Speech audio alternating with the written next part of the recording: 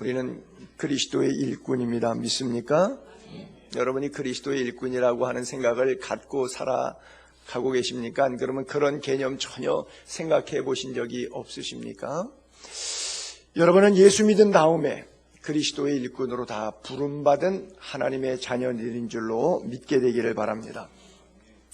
그리스도의 일꾼의 특징은 자랑하지 않는 건데, 오늘 사도 바울은 계속 자기 자랑을 하고 있어요.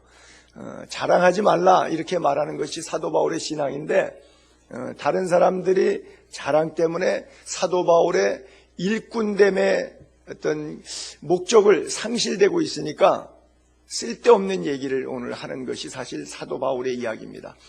자기 말의 이율배반적인 이야기, 자랑하지 말라 그랬는데 자기가 자랑하는 그런 이야기들을 오늘 본문에 쭉 쓰고 있어요. 여러분, 사실은요, 자랑이 필요 없는 것이 삶의 흔적은 그대로 남습니다. 그렇잖아요. 엄마를 보면 그 엄마의 얼굴 속에서 아이를 9달 동안 어떻게 가지고 있었고, 또 출산하고 또 아이를 양육했던 그 흔적이 엄마에게는 이렇게 남아 있어요. 농부의 모습을 보게 되면, 손과 발을 보면 그 농부가 얼마나 고생했는지 역력히 보여요. 젊은이와 나이 드신 사람들은 얼굴에서 그냥 써 있죠. 세월이 얼굴에 그대로 들어가 있어요. 살아온 삶의 흔적이라고 하는 것은 지울 수가 없는 거예요. 그대로 다 나타나게 되어 있어요. 그리스도의 일꾼이면 그가 일을 잘한 사람인지, 안 그러면 논팽이 폈는지, 그것은 그 사람의 족적에서, 흔적에서 나오는 겁니다. 뭐 자랑할 것도 없고 자연스럽게 나오게 되어 있어요. 사랑하는 예수의 교회 성도님들, 그리스도의 일꾼으로 부름받은 우리 예수의 교회 지체들, 여러분들의 흔적이 주 안에 남은 줄로 믿습니다. 그래, God bless you. 하나님의 축복, 여러분들의 헌신과 수고에 하나님의 은총, 하나님의 축복이 함께 하시기를 바랍니다. 나는 우리 예수의 교회 교인들이 그리스도의 일꾼이 되었으면 좋겠어요. 무슨 말이냐 하면, 교회의 일꾼이 있고 그리스도의 일꾼이 있습니다. 사실 성경적인 면으로 보면 같은 말이에요. 교회의 일꾼이나 그리스도의 일꾼은 같은 말이어야만 해요. 근데 다른 표현으로, 나는 여러분들이 교회의 일꾼보다 그리스도의 일꾼이 됐으면 좋겠다라고 하는 말은 조금 어폐가 있는데 굉장히 중요한 의미를 가지고 있어요. 왜냐하면 그리스도의 일꾼은 진짜 일꾼이에요. 근데 교회의 일꾼도 당연히 진짜 일꾼이어야 되는데 가짜 일꾼이 있을 수가 있어요. 고린도 교회가 바로 그런 거죠. 사도 바울 같은 사람은 그리스도의 일꾼이에요. 그런데 약간 거짓 선지자, 약간 옆으로 좀 빠져나간 사람들은 그리스도의 일꾼은 아니에요. 근데 그 사람들도 교회의 일꾼은 맞아요. 이게 헷갈리는 거예요. 교회에서는 열심히 있잖아요. 충성하잖아요. 봉사하잖아요. 근데 그리스도는 점수를 안 쳐주고 있어요. 주님은 인정 안 하고 있어요. 근데 그 교회 안에서는 엄청 인정받아요. 엄청 충성해요. 엄청 잘해요. 그래서 교회의 일꾼으로는 인정받는데 주님은 인정 안 하는 사람이 있을 수 있어요. 바로 이게 고린도 교회 안에 있었던 문제입니다. 자, 그래서 우리 고린도 후서지만 고린도 전서 4장에 보게 되면 이렇게 시작했었어요. 사람이 마땅히 우리를 그리스도의 일꾼으로 여겨야 된다. 하나님의 비밀을 맡은 자로 여기는 것이 마땅한 도리다. 그리고 우리가 맡았으면, 그리스도의 일꾼이면 기도해야 되는데 뭐를 기도하냐? 하나님, 내가 일꾼 됐으니까 싹군 목자가 아니라 선한 목자 되게 해주시고, 불의한 청지기가 아니라 선한 청지기 되게 해주시고, 충성된 일꾼 되게 해주세요. 이것을 기도하라고 하는 거예요. 여러분 혹시 지금까지 기도해 보신 가운데, 하나님, 내가 목사로서, 장로로, 권사로서, 집사로서 충성된 일꾼 되게 해주세요, 이런 기도해 보신 적 있나요? 아니면 하나님, 나 뭐 필요해요? 뭐 집도 주시고 차도 주시고 돈도 주시고 건강도 주시고 이것도 주시고 저것도 주시고 돈 나와라 뚝딱 도깨비 방망이처럼 기도만 해보셨나요? 그래요. 마땅히 우리가 그리스도의 일꾼, 하나님의 비밀을 맡은 자로 여겼는데, 우리가 기도할 첫 번째 제목은 충성이라 그래요. 여러분 잘 아시는 한자 충성자를 제가 좀 크게 올려놨는데 잘 아시는 게 충성자 한자죠. 그렇죠? 이 상형 문자 같이 만들어져 있어요. 중국 문자는 아주 뜻이 깊게 들어가 있는데 충성이란 뜻이 마음 가운데 있다는 말이겠죠. 가운데 중자 마음 심자. 옆으로 가 있는 게 아니고 숨어 있는 게 아니고 정면에 정중앙에 가운데 여러분들 마음 중심에 와 있는 것. 그게 충자고요. 성자는 말씀 원자 말하는 것과 이룰 성자 자기가 말한 대로 행동하는 것. 그래서 말씀 원변에 이룰 성자가 써 있어요. 그러니까 마음이 가운데 있어서 말하는 대로 행동했다. 그것을 충성이라. 굉장히 의미 깊은 그런 표현을 쓰고 있어요. 그래서 여러분 교회 그리스도 일꾼으로 충성할 때 마음이 없으면 절대 하지 마세요. 마음이 있을 때 하는 것이 충성이고요. 마음이 없는데 억지로 이거 내가 목사인데 이런 거 이 정도는 해야 되는 거야. 이거 내가 장로인데 이 정도는 해야 되는 거 아니에요. 하지 마세요. 마음이 있을 때만 하면 충성이고 하나님이 받으신 거고 그게 그리스도의 일꾼이에요. 마음이 없는데 제도권에 의해서 직분에 의해서 한다. 이건 가짜예요. 이건 교회 일꾼이에요. 교회에서는 뭐 돈 잘 내고 일 잘하고 충성 잘하고 뭐 음식 봉사, 취사 봉사 다 잘하니까 충성되게 보이는데 하나님은 인정 안 합니다. 분명히 아세요. 그건 교회 일꾼이에요. 사실 교회 일꾼과 그리스도 일꾼은 동일시돼야 되고 성경은 이걸 나눈 적이 없어요.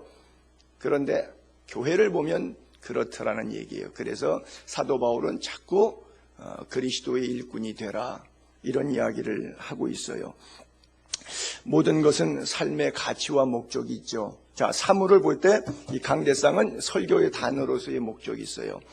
이 마이크는 여러분들에게 소리를 잘 듣게 하는 목적이 있어요. 물 나름대로 목적이 있고요. 모든 것이 목적이 없는 사물은 없습니다.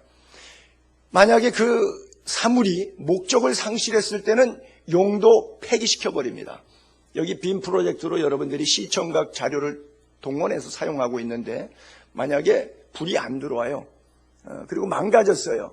제대로 구실을 할 수 없어요. 그러면 이것은 용도 폐기되는 겁니다.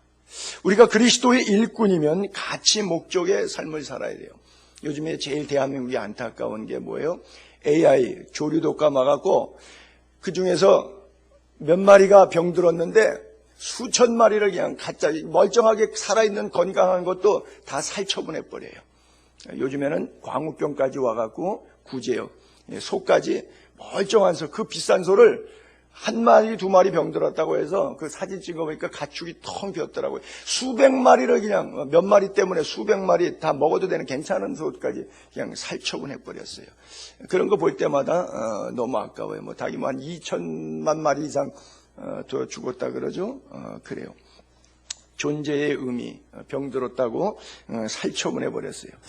만약 여러분들이 집에서 닭을 기르는데 닭이 죽었어요. 어떡하지? 근데 그 다음에 또 소가 죽었어요. 소가 죽었네. 근데 사람이 죽었어요. 그때는 깜짝 놀래요. 닭이 죽을 때는 조금 약간, 왜냐면 가치니까.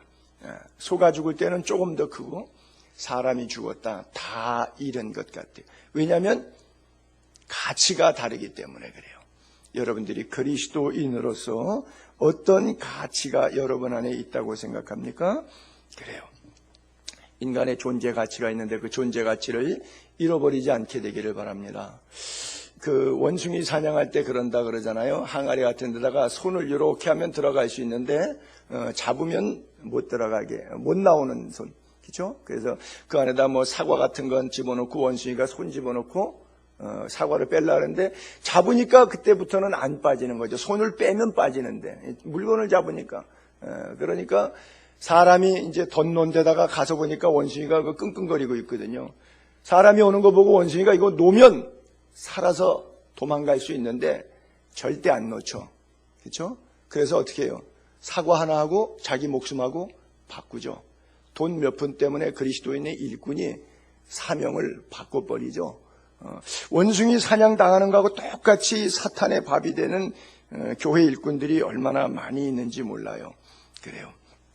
자, 시편에 41편에 이런 고백을 하죠. 49편 20절에 인생이 존귀해요. 깨닫지 못하는 사람은 멸망하는 짐승 같다 그래요. 우리는 그리스도의 일꾼입니다. 대한민국의 150년 전의 선교사들이 피를 흘려서 우리를 구원해 줬어요. 일제시대 때, 6.25 때, 우리 주기철 목사님, 손양원 목사님 얼마나 많이 힘들었어요. 그들의 순교의 피가 한국 교회를 건강하게 만들어줬는데, 지금 한국 교회는 저희 교회나 제 모습을 봐도 그렇고, 교회나 목사의 모습을 봐도 그렇고, 거울을 봐도 그렇고, 그 당시에 선교사들이 흘렸던 피의 값, 주기철 손양원 목사님 같은 우리의 선배 목회자들이 교회를 사랑하고 성도를 사랑해서 주님을 사랑했기 때문에 그들과 함께 어떤 길을 걸어갔는지 그 가치를 우리가 상실하고 사는 것은 아닌가 생각해요. 나라도 교회도 학교도 가정도 역사 정체성을 다 잃어버렸어요. 예전에 언제 축구할 때 보니까 한일전을 하는데 한국의 상암 경기장에다가 현수막을 붉은 악마 팀들이 크게 걸어놨더라고요. 정치적인 구호로 써놨다고요. 역사를 잊은 민족은 내일이 없다. 그러니까 일본에 대해서 사죄하지 않는다고 그걸 갖다 플랜카드를 경기장에 쭉 썼는데 사실 아마 보신 분들 기억나시는 분들도 있을 거예요. 역사를 잊은 민족은 내일이 없다. 일본이 과거를 반성하지 않는다고 거기다가 성토하는 너는 역사를 아느냐? 어떤 대한민국이었는데, 그렇죠? 6.25와 일제시대의 비참함 속에서, 그리고 구한말 시대에 선교사들이 흘렸던 그 피, 2200명의 선교사들이 와서 양화전에서 뼈를 묻고 있었던 그 복음의 열정을 우리에게 주었는데, 우리나라가, 우리 한국교회가, 우리 한국교회의 성도들이 그 피를 받아서 자라왔는데, 지금 우리가 역사를 잃어버리고 있고 살고 있지는 않은죠. 여러분, 나이 들면 제일 먼저 걱정하는 게 뭐예요? 알츠하이머라고 하는 병이죠. 이 단백질이 이게 파괴가 돼갖고 영양분을 공급해도 단백질이 공급이 안 되다 보니까 기억력이 없어져갖고 치매가 와서 뭘 자꾸 잊어버려요. 사람도 못 알아보잖아요. 막 자기 배우자에게 상서로운 욕을 막 한다고 그러지 않습니까? 여러분, 이게 참 몹쓸 병이라고 하는 그런 표현을 많이 하는데, 왜 그래요? 치매가 왜 나쁜 거예요? 역사를 잃어버리는 거예요. 사람도 잊어버리고 사물도 잊어버리고 집을 나가면 길을 잃어버려서 집이 어딘지 몰라서 찾아 들어오지 못해요. 세상에, 이거 얼마나 몹쓸 병이에요. 하나님이 주신 사명이 있는데 우리가 어떻게 구원받았는지, 어떻게 예수 믿게 됐는지, 면면이 흐리는 나의 삶에 찾아온 하나님의 역사가 있는데 우린 그걸 다 잊어버리고 사는 것이죠. 목사가 다 목사가 아니고 성도가 다 성도가 아닌 것이죠. 성경은 분명히 우리를 그리스도의 일꾼으로 불렀는데 삶의 가치와 목표를 다 잃어버리고 흔들리는 갈대처럼 바람 부는 대로 중심 없이 그냥 살아가는 것이죠. 사도 바울이 그렇게 열심히 일하면서도 로마서 7장에 그런 고백을 해요. 내가 마음으로는 하나님의 법을 원한다. 근데 육신으로는 보니까 죄의 법을 따라가고 있네. 오호라 나는 곤고한 사람이로다. 원하는 바 선은 행하지 아니하고 원치 아니하는 악이 나를 사로잡는다고 그렇게 고백하고 있어요. 그래서 자신은 날마다 자신을 쳐서 복종시켜야 된다고, 자기 죽는다 그래. 부활장이 고린도서 15장 제가 띄워볼게요. 부활장에 보게 되면 31절에 가면 그런 표현이 있어요. 형제들아, 내가 그리스도 예수 우리 주 안에서 가진 바 너희에게 대한 나의 자랑을 두고 단언하노니. 여기서 뭘 자랑하냐? 나는 날마다 죽노라 그래요. 우리가 자랑하는 거하고 사뭇 좀 다르죠? 우리는 자랑하는 거 뭐예요? 알죠? 그거 자랑하지 않습니까? 근데 사도 바울은 자기를 쳐서 복종해서 날마다 예수 안에서 죽어서 좋은 그리스도의 일꾼으로 거듭나기 위해서 헌신되는 모습. 자, 이런 의지가 강했던 사도 바울이 오늘 본문에서는 유달리 인간적인 육체를 따라 자랑을 하고 있네요. 자, 본문 올려볼게요. 16절부터 내가 다시 말하노니 누구든지 나를 어리석은 자로 여기지 말라. 만일 그러하더라도 내가 조금 자랑할 수 있도록 어리석은 자로 받으라. 내가 말하는 것은 주를 따라 하는 말이 아니요 오직 어리석은 자와 같이 기탄 없이 자랑하노라. 여러 사람이 육신을 따라 자랑하니 나도 자랑하겠노라. 이 바보 같은 소리. 사도 바울답지 않은 이야기를 하고 있네요. 그냥 침묵하고, 그래, 당신들이 못 알아줘도, 당신들이 유언비어로 나를 비난하고 인신공격해도 내가 입 다물고 그냥 주님과만 대화하겠습니다. 이런 것이 사도 바울의 모습이라고 생각했는데 오늘은 약간 쫄짱부 같은 바울의 모습이 써있네요. 어리석다, 나 어리석은 사람 아니야, 할 말 좀 해볼게 라고 했는데 그걸 듣는 사람이 참 어리석구나, 이렇게 말하더라도 내가 하겠다, 바보 취급 당하더라도 내가 하겠다. 그리고 영적인 신령한 세계에 대한 자랑이 아니라, 아까는 날마다 죽노라 이걸 자랑한다 그랬잖아요. 영적인 신령한 세계. 지금은 기껏 하는 얘기가 18절에 육신을 따라 자랑하는데 나도 육신을 따라 자랑 좀 할게. 영적인 자랑이 아니라 육신 자랑하겠다고 이렇게 떠벌이같이 이야기합니다. 그러면서도 하나 주의사항을 살짝 던지는 것이 17절에 주를 따라 하는 말이 아니라, 내가 기도하는 가운데 성령의 음성 듣고 하는 얘기가 아니라 열받아갖고 화나서 내가 인간적으로 하는 얘기야, 이렇게 말하고 있죠. 사실 고린도후서 11장 1절이 시작할 때는 원하건대 너희는 나의 좀 어리석은 것을 용납하라, 원하건대 나를 용납하라, 자기를 조금 용납하라, 이런 식으로 표현했는데 이제는 아예 어리석 자랑까지 계속 해대고 있는 것이죠. 자랑하고 싶지 않지만 왜 자랑할까요? 여러분, 위조 지폐가 있어요. 그러면 위조 지폐를 식별해 주기 위해서 위조 지폐만 놓고 설명하면 잘 차이를 구분을 못할 수가 있어요. 그런데 진짜 지폐를 놓고 홀로그램과 안에 비쳤을 때 비치는 투영되는 빛과 색깔의 각도 차이라든지 줄무늬의 빛깔, 이런 것들을 설명해 주면 위조 지폐만 가지고 말할 때는 전혀 식별이 안 됐는데 진품하고 비교해서 설명하면 금방 식별이 돼요. 이 원리를 사도 바울이 어리석지만 자기 삶의 자랑을 통해서 가짜 사도, 거짓 사도와 하나님의 부름받은 그리스도의 일꾼된 나 바울 자신과 함께 지금 비교해 보겠다고 하는 거예요. 치졸하고 옹졸하고 그게 안 하는 게 더 나을 것 같지만, 제가 목회하면서도 그러잖아요. 목사님 제발 그런 얘기 좀 그만하세요. 그게 옳고 그름을 떠나서 자꾸 얘기하면 듣기 싫습니다, 그러잖아요. 지금 바울이 이거 몇 번을 얘기하잖아요. 나를 용납하라고 얘기하고, 근데 또 치졸하게 또 얘기해요. 그러니까 교인들이 하지 말는데 자꾸 하니까 참 어리석네, 진짜 어리석네, 왜 이렇게 머리가 안 돌아가, 이렇게 말귀를 못 알아들어. 근데 좋다, 나 어리석게 봐라 그러면 나를 차라리 바보로 봐. 그래도 내가 육신을 따라 나 얘기할게, 자랑할게. 그러니 지금 이게 어법이 상당히 얼마나 관계가 지금 불편한 겁니까? 그렇잖아요? 듣기 싫은 소리 하는 것이죠. 아마 우리 애들도 제일 듣기 싫은 소리가 저한테 그럴 거예요. 아버지가, 야, 너희 나이 때는 말이다, 나는 26살에 그리스에 선교지에 갔어. 사람도 아는 사람 없어. 말도 안 통해. 음식도, 문화도, 집에 부모님이 돈 많아갖고 뭐 돈을 듬뿍 쥐어줘서 뭐 $10,000, $100,000 이렇게 쥐어주고서 내가 돈 가지고 간 것도 아니고, 달랑 얼마 들고 갔냐, 그때 당시 그래도 큰 돈이죠. 뭐 500불 들고 갔어요. 그건 한 달치 집세 내고 나면 다 없어지는 돈이야. 한 달 생활하고 나면 없어지는 돈. 그래도 애 셋 낳고 먹고 입고 쓰고 가장 풍성하게 고생이 뭔지 모르는, 눈물 젖은 빵이 뭔지 모르고 하나님의 은혜로 이날까지 살아왔지 않냐. 이 얘기를 맨날 하면 우리 아이들이 듣기 좋아하겠어요, 안 좋아하겠어요?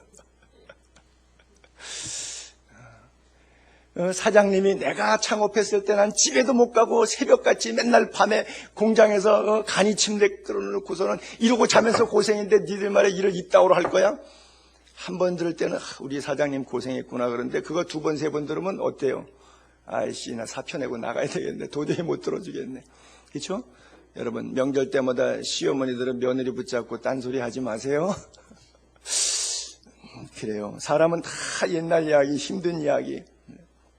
제가 개척하고 나서 지하 2층에 이렇게 그날 여름이 됐는데 물이 차더라고요. 그러니까 바닥에 이렇게 물이 들어와서 이렇게 발이 젖을 정도로 이렇게 물이 좀 올라왔어요. 나중에는 이제 공사를 했는데, 그러니까 그냥 대걸레 들고 막 그냥 물 빼내고 뭐 이렇게 난리치는데, 제가 사진을 찍어 놓은 게 있어요, 그때. 왜? 나중에 하나님의 은혜로 부흥되면 나도 왕년에 이런 고생했다. 쓸데없는 얘기 좀 하고 싶어서 그때 사진 찍어 놨는데, 그거 USB에 넣어놨는데 USB가 뻑돼서 다 날아가 버렸어요. 하나님이 그거 하지 말라고. 그래요. 어리석은 자랑 안 하면 안 할수록 좋은 거예요. 여러분들 평생 살면서 이런 이야기 안 하고 살 수 있는 은혜와 축복이 있기를 바랍니다. 자, 그래요. 자, 또 9절, 20절 한번 볼게요.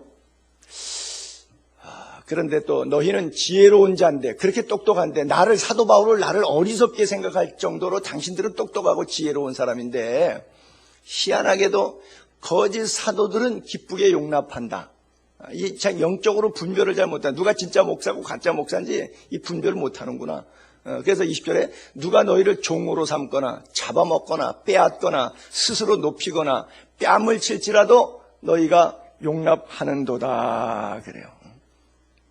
신실한 목회자, 정말 시골 교회에서 한 영혼 붙잡고 씨름하는 그런 분들에게서는 아이고 저거 못난 거 갈 데가 없어갖고 저 시골 고속에서 고생하고 있는구나, 이렇게 생각한다고 하는 거예요.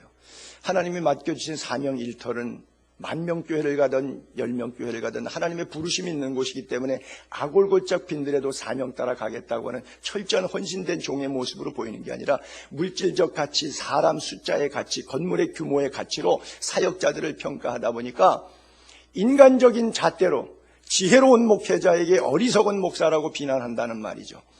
사도 바울같이 신실한 사람을 정말 양보해가면서 자비랑 선교하면서 열심히 양들을 위해서 눈물로 기도하면서 목양했더니 딴 놈이 와가지고 종 삼고 교인들한테 부흥회하라고 헌금 내놓으라고 그러고 별미 헌금해라고 그러고 가족별로 봉투 하나 하지 말고 천국은 각자 가지 단체로 가족별로 가냐?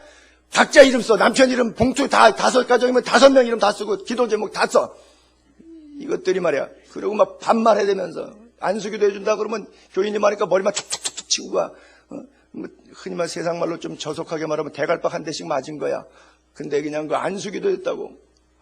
그리고 기도원에 가서 울고 날지 그런 목사한테는 돈 다 갖다 바치고 금고리 갖다가 바치고 뭐 예언 받겠다 기도 받겠다 쌩 난리치고, 겸손한 목회자에게는 한 영혼 붙잡고 씨름하는 농촌교회 목회자에게는 아주 우습게 여기는 이런 세상적인 잣대로 영적인 세계를 쳐다보는 사람들 때문에 힘들었다. 사도 바울이 그것을 지금 우리에게 이야기하고 있는 거예요. 그래요. 사도 바울이 나름대로 고린도 교회에서는 사례비까지 안 받았잖아요. 마케도냐에 비해서 사례비 받은 것으로 그 돈 갖고 거기서 생활하면서까지 썼잖아요. 젠틀하게 했더니 신사적으로 목회하니까 완전히 올라타가지고 막 비난을 해대기 시작하는 것이죠. 제가 목회하면서 느끼는 것이 지상의 교회는 투쟁하는 교회이기 때문에 완벽한 교회가 없어요. 정말 싹군 목사, 나쁜 목사인데도 식사 대접하고 양복 사드리고 돈 봉투 갖다 드리고 우리 목사님 최고라고 이래가지고 하나님이 볼 때는 그리스도 일꾼이 아닌데 그렇게 추종 세력도 있고 정말 하나님이 보실 때 신실한 종인데 한 영혼을 가슴에 끌어안고 울면서 나아가는 종인데 뒤에서 백바이킹하는 그런 사람도 있고, 그러니까 지상의 교회는 완벽하지 않으니까 목사도 완벽하지 않고 목사와의 관계가 성도 관계 속에서도 성도들도 완벽하지 않고 전부 다 이것이 굴절되어 있을 때가 참 많아요. 투쟁하는 교회. 초대교회는 사실 뭐가 힘들었냐? 로마의 박해 때문에 예수 믿으면 잡아 죽이니까 외부적인 박해 때문에 초대교회는 힘들었어요. 초대교회가 살아남는 것은 외부와의 싸움이에요. 이 안에는 얼마나 뜨거웠는지 몰라요. 그리스도의 사랑이 쩔쩔 끓었어요. 안에 내부 결속력은 엄청났어요. 20세기가 지나서 지금 현대교회는 아무도 여러분 교회 못 가게 방해하는 사람 없어요. 여러분 예수 믿는다고 돌 던지는 사람 없어요. 초창기 때는 예수 믿으면 한 마을 사람들이 그 집을 왕따시켰고요. 가끔 가다가 밤에는 예수쟁이 집에 낮에는 같이 좀 반찬 나눠 먹는 집인데도 밤에는 몰래 돌 갖다가 그 집 유리창에다가 집어 던져요. 예수 믿는다고. 시골 마을에 예수 믿을 때 다 이랬어요. 초창기 때. 뭐 그런 상황 속에서도 믿음을 지켰는데 지금은 이제 물질적인 풍요 때문에 타락한 그런 교회의 모습, 타락한 성도들의 모습 우리가 보게 되죠. 자, 21절로 넘어갈게요. 그래서 사도 바울이 자기 자랑을 이렇게 표현하죠. 나는 우리가 약한 것 같이 내가 욕되게 말하노라. 참 이게 못할 소리 한다 이거예요. 그러나 누가 무슨 일에 담대하면 어리석은 말이나 나도 담대하기라. 그러나 내가 아주 당당하게 이 바보 같은 어리석은 말이지만 아주 당당하게 말하겠다. 사실 십자가 외에는 자랑하지 않겠다고 말하지 말라고 했던 사도 바울이 굉장히 역설적으로 자기 모순적인 이런 이야기들을 여기에 담고 있어요. 갈라디아서 5장 24절과 6장 14절을 볼게요. 그리스도 예수의 사람들은, 그리스도 일꾼된 우리들은 육체를 어떻게 했냐면 그 정욕과 탐심, 십자가에 못 박았거든요. 그러니까 십자가만 남은 거예요. 이제 정욕, 탐심, 육체는 다 없어진 거예요. 자, 14절에 내게는 우리 주 예수 그리스도의 십자가 외에 결코 자랑할 것이 없다. 그리스도로 말미암아 세상이 나에 대해서도 그렇고 십자가에 못 박혔고 마찬가지로 나 또한 세상에 대해서도 십자가에 못 박히고 그리스도 안에 살던 교회 안에서 신앙생활하던 교회 밖에 나가서 일주일 동안 생활을 살던 상관없이 나는 1년 내내 하루 24시간 일주일 1년 365일 내내 세상에 있던 교회에 있던 나의 삶 속에는 예수 그리스도의 십자가밖에 안 남았다. 내 인간적인 경험, 상식, 돈, 권력, 내가 알고 있는 지식, 전문성, 건강, 모든 것, 나의 정욕과 탐심까지도 십자가에 다 못 박아서 나는 empty, 나는 비었어요. 완전히 십자가로, exchange. 그리고 나 남은 건 하나밖에 없어요, 십자가. 그럼 내가 뭐 말하려고 그러면, 내가 뭐 자랑하려고 그러면, 내가 뭐 힘쓰려고 그러면 내게 다 손진됐기 때문에 내게서 나올 수 있는 건 하나밖에 없는 거예요. 결코 자랑할 것이 없다. 뭐만 남았다고요? 십자가만 남았다고. 이렇게 말하는 사도 바울이 시퍼렇게 육신이 살아갖고 나를 바보로 할 테면 바보로 알아봐라 그러고 아주 당당하게 지금 쏘아붙이는 그런 모습이 여기 본문에 쭉 나오고 있는 거예요. 굉장히 자기 모순적인 발언이죠. 그래서 바울이 아까 그 17절에 말했지만 이건 내 말이 아니라 내 말이지 주님께서 기도하는 가운데 주신 감동으로 하는 설교가 아니다. 이것은 내가 감정적으로 너희에게 하는 말에 불과하다. 이런 논조로 이야기를 하죠. 자, 22절과 23절에 그러면서 자랑의 내용에 들어가는 거죠. 자, 세 가지 얘기합니다. 야, 그 친구들 히브리인이라고 떠버려? 나도 그래. 이스라엘 사람이라고? 정통? 오케이. 나는 더해. 아브라함의 후손이라고? 나도 그래. 그들이 그리스도의 일꾼이라고? 미친 소리 하지 말아라. 누가 더 그리스도 일꾼인가 한번 볼까? 그들이 그리스도 일꾼의 정신없는 말. 이게 아주 욕입니다, 욕. 여러분들 말할 가운데 있잖아요. 야, 정신없는 소리 하지도 마라. 저기 뭐예요? 정신없는 말을 하거든요. 굉장히 성경에서 저 정도의 뭐 아주 농도가 사람이 말하는데 상대방에게 야, 너 이렇게 무슨 정신으로 그런 소리 하냐? 좀 심하게 말하면 미친 소리 하지 마. 그 정도까지 강력하게 자기 변호를 하고 있어요. 자, 히브리인이냐? 자, 세 가지 이스라엘의 아브라함 후손이냐? 왜 저런 이야기를 했느냐 하게 되면 자, 히브리 한번 올려보세요. 이브리 이스라엘 말의 이브리라고 하는 데서 온 것인데요. 그것은 저편, 강 건너편이라고 하는 말이에요. 저쪽이라고 하는 거예요. 그 여호수아가 가나안 땅에 들어갔을 때 역사를 이야기하면서 모든 백성에게 이르되 이스라엘의 하나님 여호와께서 이같이 말씀하시기를 옛적에 너희의 조상들 곧 아브라함의 아버지 나홀의 아버지 데라가 강 저쪽에 거주했다. 그리고 거기서 다른 신들을 섬겼는데 너희 조상 아브라함을 강 저쪽에서 하나님 여호와께서 이쪽으로 데리고 왔죠. 이끌어냈죠. 강 저쪽에서. 가나안 온 땅을 두루 행하게 하고 그 씨를 번성하게 하여 그에게 이삭을 주었다. 창세기 12장의 약속의 축복들을 그에게 쭉 주었거든요. 그래서 이브리라고 하는 날이 히브리라고 지금 우리가 표현하는데 그것은 즉 아브라함을 유프라테스 강 저쪽 편에 있었던 사람을 이쪽으로 약속의 땅으로 데려왔기 때문에, 그래서 저쪽 사람들 그 땅에 이불이, 그래서 본토 사람들, 워낙 가나안의 7족속들이 우상 섬겼던 사람들 있잖아요. 그 본토 우상 섬기던 가나안 사람하고 가나안 땅에 같이 살지만 저쪽에서 온 가나안 땅의 역사의 약속의 땅에 들어온 사람하고는 구별된 의미로 히브리인이다, 이렇게 사용한 겁니다. 자, 그 다음에 또 이스라엘 사람이라고 하는 표현은 뭐냐, 뜻이 이스라엘, 하나님과 싸워서 이겼다. 야곱이 야복강가에서 창세기 32장에 20년 만에 고향으로 돌아올 때 형 에서가 때려 죽일까 봐 마지막 철야기도 했던 야복강에서 그 이름이 나오죠. 그 천사가 나타나 그 사람이 그에게 이르되 내 이름이 뭐냐? 이르되 야곱입니다. 그가 이르되 다시는 내 이름을 야곱이라 부르지 말라. 이제부터는 이름 바꿔 아호를 내렸죠. 이스라엘이라, 이는 하나님과 및 사람들과 겨루어 이겼음이니라. 그래서 이스라엘이라고 하는 이름을 줬고요. 또 아브라함의 후손이라고 하는 뜻은, 아브라함은 아시다시피 아브라함을 불러서 약속을 하셨죠. 그렇죠? 축복을 약속하셨어요. 그래서 구원의 백성, 하나님의 백성, 약속의 백성, 축복의 후손이라고 하는 개념 때문에 아브라함의 후손이라고 하는 걸 쓰는데, 자, 이제 후로는 내 이름을 아브람이라 하지 말고 아브라함이라고 부르라. 왜냐하면 너를 여러 민족의 아버지, 즉 만복이, 여러 민족의 만복의 근원, 여러 민족의 아버지가 되게 하리라. 열방의 아버지, 내가 너로 심히 번성하게 하리니 내가 너에게서 여러 민족들이 나와. 여러 민족들이 나와요. 사실은 그 모슬렘 16억의 모든 모슬렘 국가들, 이스라엘 중심에 있었던 지금 말하면 뭐 요르단, 뭐 시리아, 뭐 리비아, 사우디 아라비아, 예멘, 뭐 이 모든 사람들이 다 아브라함의 허리에서 다 나왔습니다. 아브라함이 여러 민족이 나왔죠. 민족들이 나게 하고 왕들이 내게로부터 나오리라. 뭐 왕들이 뭐 수도 없이 나오고, 다윗은 그 규가 떠나지 않았던 그런 가정이죠. 그래서 아브라함과 다윗의 자손 예수 그리스도의 세계라. 크라이스트라고 하는 것은 왕권을 상징하고 있죠.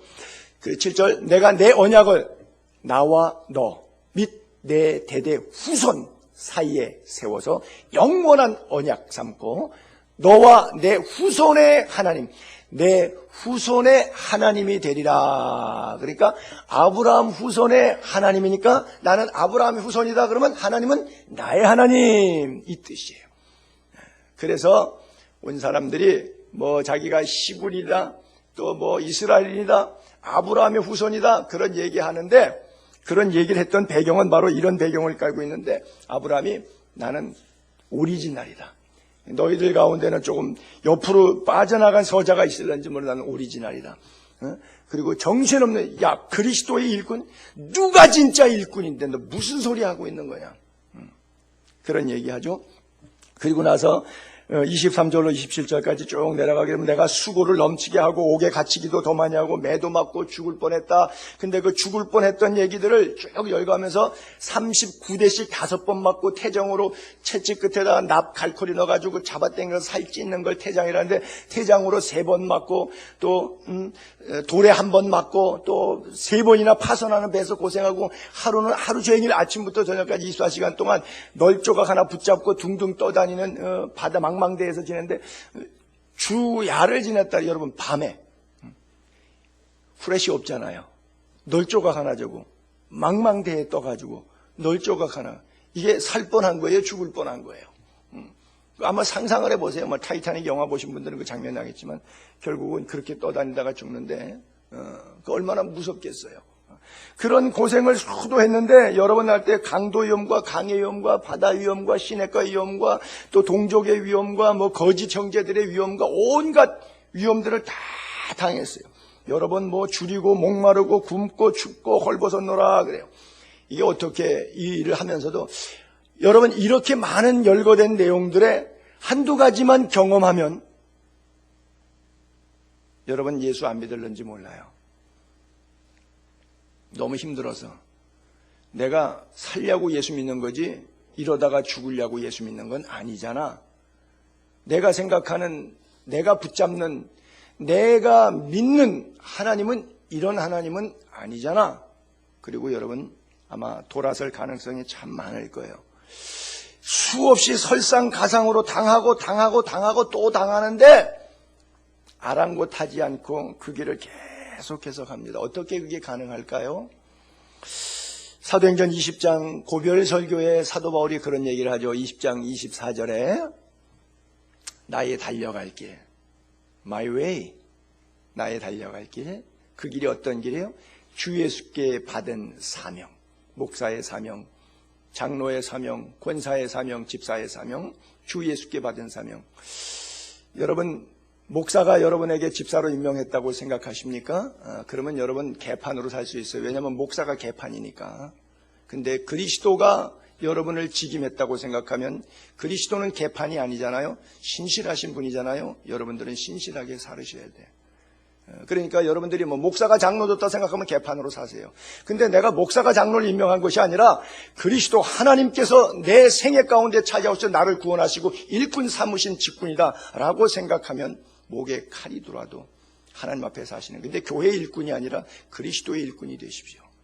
주 예수께 받은 사명, 자기 달려갈 my way, 하나님의 은혜의 복음 증언하는 일을 마치려 하는 것은 환난, 역경, 궁핍, 춥고 배고픔 다 와도 내 생명 잃어버려도 생명 하나도 안 아까워. 조금도 귀한 것으로 여기지 아니하노라. 우리 손가락 끝에 바늘만 하나 찔려도 가시만 하나 들어가도 아파갖고 난리가 나는데 내 온 후울이 내 생명 조금도 귀한 것으로 여기지 않고 나아갈 수 있었던 사도 바울의 깊은 은혜. 여러분, 사도 바울의 목표와 삶의 목표와 이 거짓 사도들이 교회를, 고린도 교회를 계속 힘들게 했던 거짓 사도들의 목표는 다른 거예요. 사도 바울의 목표는 오직 복음 증거에만 있는 것이고, 여기는 염불에는 관심이 없고 잿밥에만 관심이 있었던 거예요. 그것을 싹군 목자라 그러죠. 거짓 사도들인 것이죠. 그래요. 그들은 소유의 목적이 있어요. 그 목적 달성을 위해서 예수 그리스도의 이름으로 장사하는 장사꾼들에 불과한 사람들이죠. 오늘 목회자든 성도들이든 주님께 받은 소명을 이루는 일에 고난도 기꺼이 동참하고 나아가는 성도들이 있는가 하면 명목상 목사, 명목상 성도도 없지 않아 있는 것이죠. 자, 이런 고난이 문제가 아니에요. 뭐가 바울을 더 무겁고 힘들게 하느냐? 우리는 이런 것 때문에, 고난 때문에, 환경적인 거, 외부적인 거, 돈 몇 푼 때문에도 막 예수 버리고 도망갈 판인데, 명분 때문에, 직분 때문에, 어떤 분은 장로 임직 투표해갖고 떨어졌다고서는 교회 옮기는 분도 있고 막 그러거든요. 아주 별것도 아닌 것 때문에 그리스도의 일꾼의 자리를 내려놓는 그런 상황에 내려가는데, 사도 바울에게 진짜 힘든 거는, 이 모든 힘든 것보다 더 힘든 것은 뭐냐? 마지막 절 28절. 이 외의 일은 고사하고 아무것도 아니라는 얘기예요. 이거 별거 아니라는 얘기예요. 아직도 날마다 나 힘들게 하는 것, 내 속에 눌리는 일, 모든 교회를 위하여 염려하는 것이라 그랬어요. 모든 교회를 위하여 염려하는 것이라. 염려하지 말라고 그래놓고 사도 바울이 염려한대요. 왜 염려하냐? 세상적인 가치 때문에 무엇을 먹을까, 마실까, 입을까 이걸로 염려하는 것이 아니라 내가 중매쟁인데 그리스도의 일꾼으로서 중매쟁이로 부름받았는데 예수 안 믿는 영혼들을 정결한 신부로 만들어서 예수 그리스도 신랑 앞에 중매해야 되는데, 올려줘야 되는데 내가 이 사명 감당하지 못하면 신랑 예수님 그리스도께서 나를 보내신 중매쟁이 역할을 내가 잘 감당하지 못하는 것 아니냐. 이것 때문에 염려한다고 하는 거예요. 그래서 우리가 앞절에 지난주에 봤던 고린도후서 11장 2절 한번 위에 올려봐 보세요. 다음 거. 내가 하나님의 열심으로 너희를 위해 열심 낸다. 내가 너희를 정결한 처녀로 한 남편인 그리스도께 드리려고 중매함이라. 조금 제가 저속한 표현을 쓸게요. 그냥 걸레 같은 처녀, 장녀 같은 처녀를 갖다가 새 신랑한테 아주 좋은 처녀예요. 그리고 거짓말 해갖고서는 중매해가지고 있다고 했다가 나중에 들키잖아요. 그러면 얼마나 욕을 먹겠어요. 정결한 처녀로 성도들이 믿음 생활 정말 잘하고 신앙생활 잘하고 성령으로 충만하고 믿음으로 살고 물질과 환경과 사람에게 휘둘리지 않고 십자가 붙잡고 믿음으로 승리하고 살 수 있도록 중매쟁이 노릇 잘하다가 하나님 앞에 서는 거. 근데 이거 잘 못하는 것 같아. 너무 내 힘들다. 내가 못 먹고 고난당하고 욕먹고 비난당하고 배고프고 이게 나를 힘들게 하는 것이 아니라 목회했는데 교인들이 다 지옥 같더라. 그리고 하나님 앞에 가니까 너도 가라. 네 교인들 거기 다 있다. 이게 힘들다는 거예요.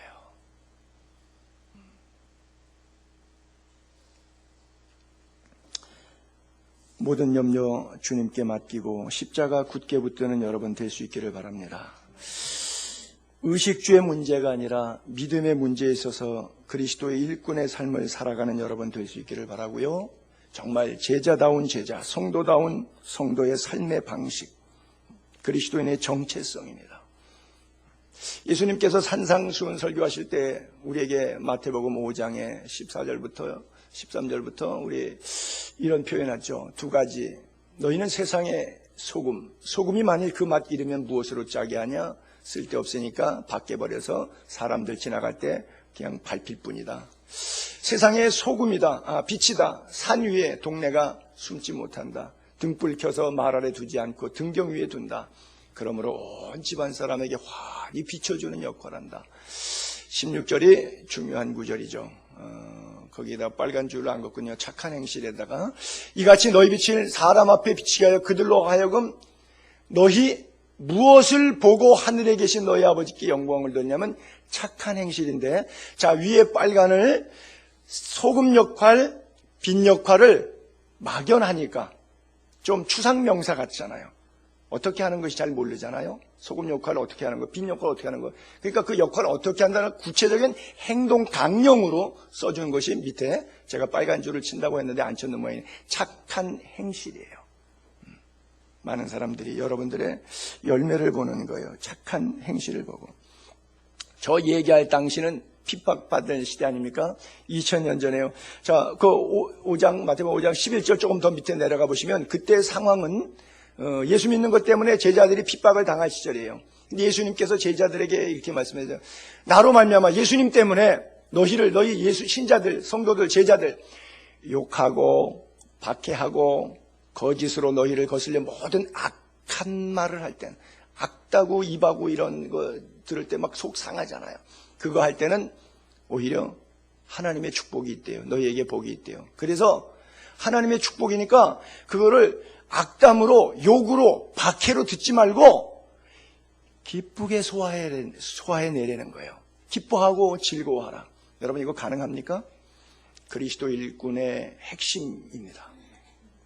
예수 믿는 것 때문에 여러분들이 어려움을 당합니까?